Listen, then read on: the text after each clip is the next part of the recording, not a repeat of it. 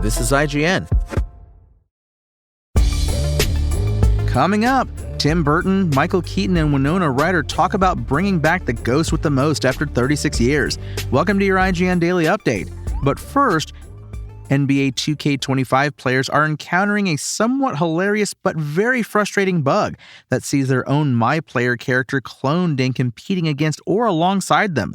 The annualized basketball game is already available to most under the early tip-off banner, a somewhat bizarre faux early access period available to anyone who buys the game digitally or physically at participating retailers, with only some retailers and Nintendo Switch players unable to play until today, September 6, 2024. Players are therefore encountering unusual bugs like the character clones and sharing them online. And while facing off against another version of the heroic protagonist is somewhat of a video game cliche, it's definitely not intentional in NBA 2K25.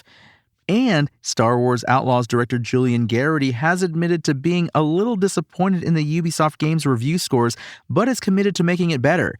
Garrity told GamesRadar that Star Wars Outlaws, which earned a 7 out of 10 in IGN's review and currently sits at 76 out of 100 on Metacritic, brought him and the team a level of pride, happiness, and a sense of accomplishment, but he still wanted a better critical reception.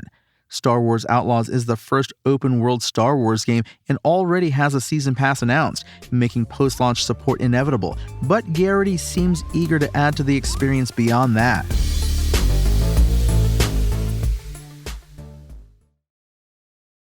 After 36 years of development and various false starts and stops, including the time spent on a version that took place in Hawaii, Beetlejuice is finally back on the big screen in Beetlejuice, as director Tim Burton reunites with stars Michael Keaton, Winona Ryder, and Catherine O'Hara. In the new film, an adult Lydia Dietz, played by Ryder, must travel back home after a death in the family, leading to an unwanted reunion with everyone's favorite bioexorcist. Yet, even as he returns to theaters, Beetlejuice has never really been gone. In fact, he's become a pop culture mainstay through the years, complete with an animated series, a Broadway musical, Universal Studios theme park appearances, and a ton of never-ending Hot Topic-ready merch.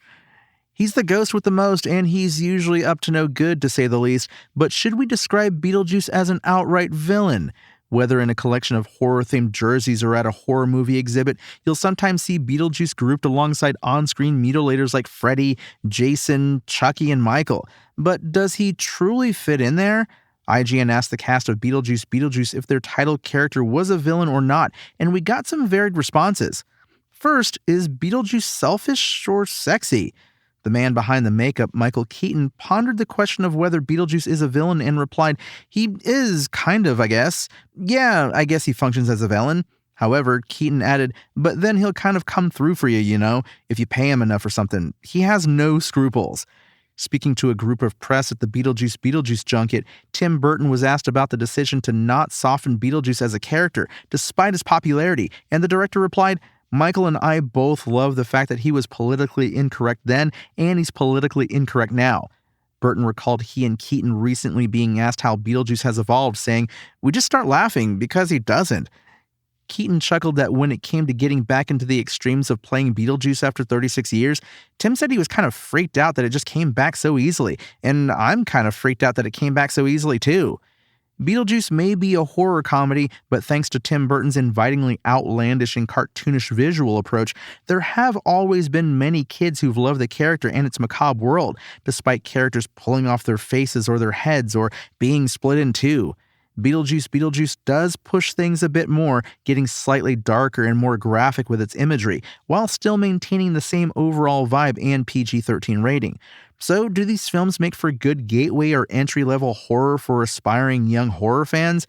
Michael Keaton was a bit conflicted on the subject, replying, "I hope not. I mean, some of it, I think, Jesus, it's too much for certain ages, I think. But don't go by me, because some little kids see it at 5, 6, and they love it. Just love it. They roll with it. No big deal. I'm always shocked by that." IGN asked Burton if, when making a film like Beetlejuice, he tried to keep in mind how much younger audiences can handle. "Yes and no," he replied. "My whole career, people said, 'Ooh, this is too scary, like Nightmare Before Christmas. Kids can't handle it.' I know how I always felt, and I grew up myself watching monster movies. I always believe everybody, adults and kids, are different. Some kids can watch this stuff, some kids can't. You could, I could, others can't. My daughter can't. The point is, I never felt like I know exactly, but I just know myself, and I knew how I felt as a child and all that sort of thing. So I always feel parents get more worried about their kids, and kids can handle more than the parents think they can handle. So that's always been my approach.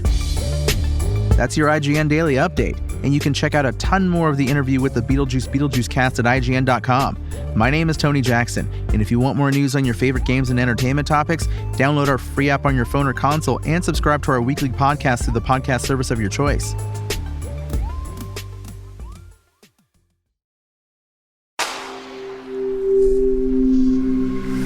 Spoken Layer.